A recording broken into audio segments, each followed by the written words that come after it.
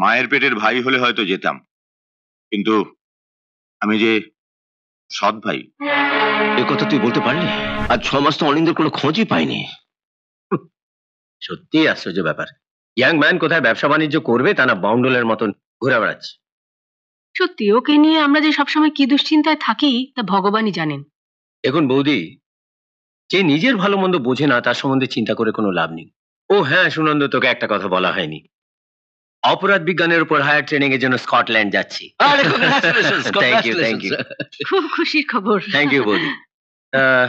বছর দুয়েক আপনাদের সঙ্গে দেখা হবে না। ও সুনন্দ, আমার বাড়িটার একটু খোঁজ খবর রাখবি। পুলিশ কাকু, হ্যাঁ, আমাকে পুলিশ বানাবে না? হ্যাঁ? তুমি পুলিশ হবে? অলরাইট, তুমি বড় হও, আমি তোমাকে পুলিশ বানিয়ে দেবো। সত্যি? সত্যি, প্রমিস।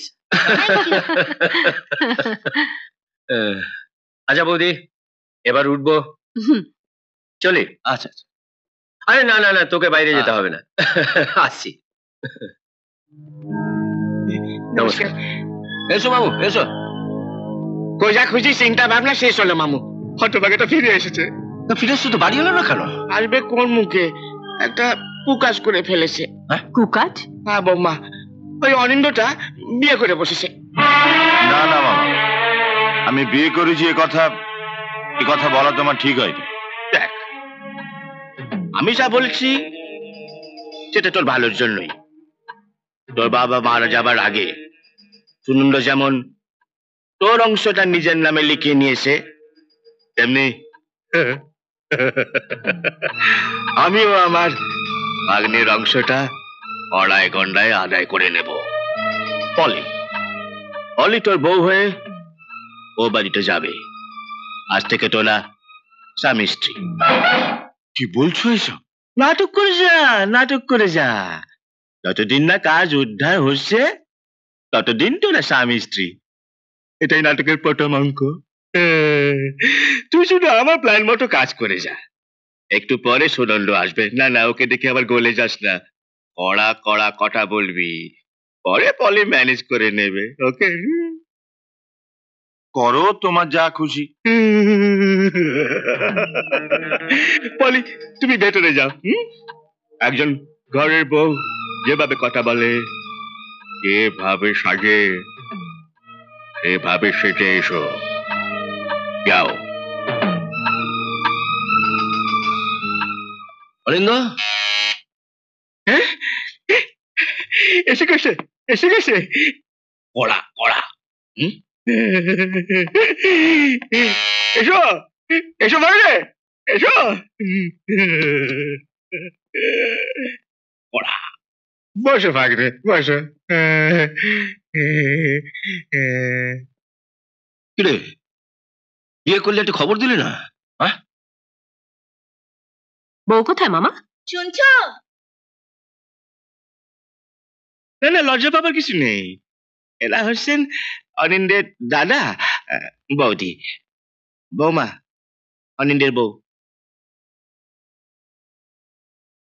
আরে থাক থাক থাক থাক থাক। আহা, তোমার জায়গা ওখানে নয় বোন, এখানে। বাড়ি চল অরিন্দ। কার বাড়ি যাব? বাবা তো তোমার নামে সবকিছু লিখে দিয়ে গেছে। কোন অধিকারে সেখানে যাব? আমার ভাই, সেই অধিকারে।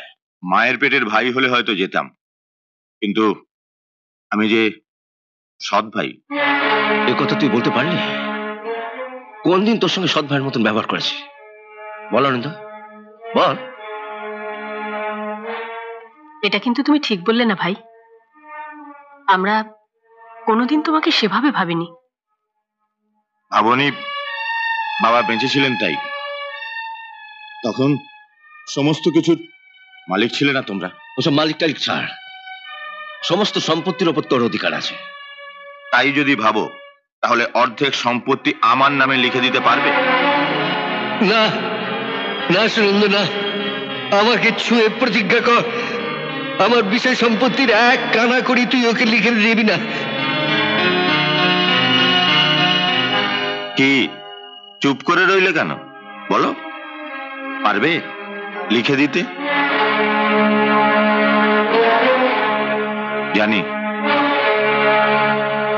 জানি পারবে না। না মানে তোর যত টাকা লাগে আমি দেব, শুধু শুধু লিখে দিতে পারবে না, তাই তো? তুমি কি ভেবেছো ভিখিরির মতো তোমার কাছ থেকে হাত পেতে টাকা নিয়ে সেই টাকায় আমি? না, আমি যাব না, আমি যাব না, তুমি চলে যাও এখান থেকে।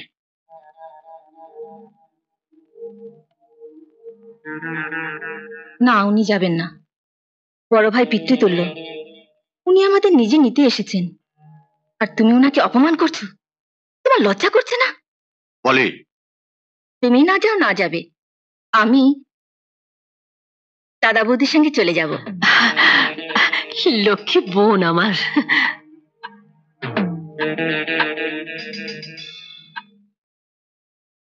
এসো এসো এসো।